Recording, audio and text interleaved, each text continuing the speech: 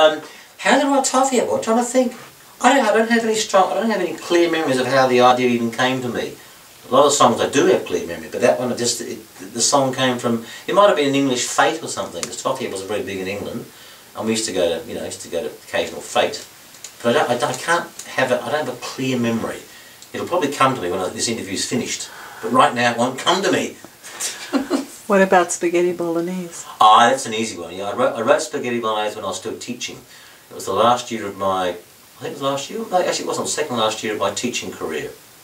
So I was walking around doing yard duty, and yard duty in American terms is, I'm not sure what they call it here, you go out in the yard, every teacher from the staff has to have a turn just looking after the kids in the yard, walking around, making sure everything's okay, if anyone gets hurt, you look after them and all that kind of stuff.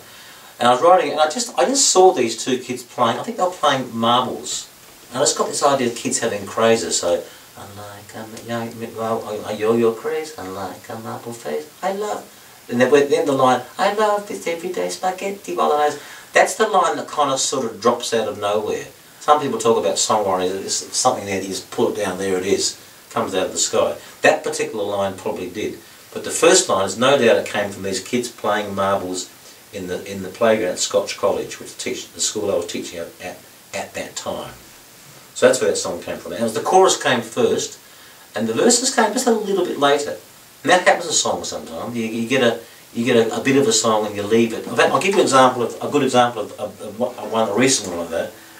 This is a song I wrote for Tom, my son, when he was about 2 years old. Again, written in Gloucestershire. Now this song's written in 3 parts. And the first bit, and it's quite a good songwriting technique, where you get a bit like you get this.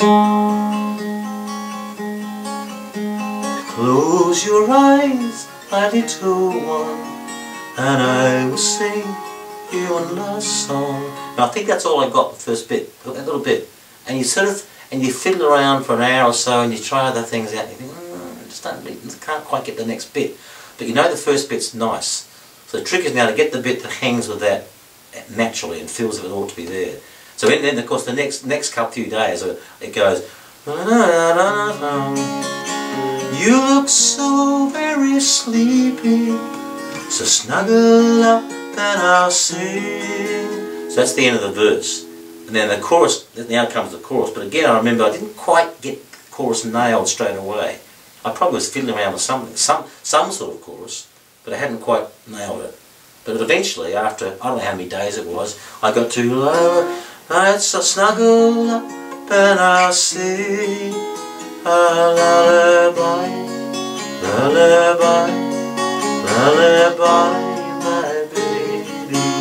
And the little things like da da da da da da. Syncopation thing there is quite important, I think. So the song came in 3 bits. And there's another little bit at the end. I knew I had to have a little ending at the song. Because otherwise you finish lullaby, lullaby, lullaby, my baby.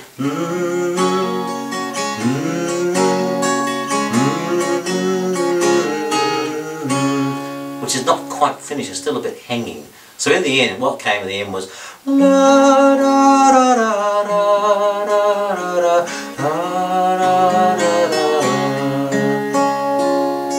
which can either be played on a flute or maybe a violin, and it sounds just finishes it off.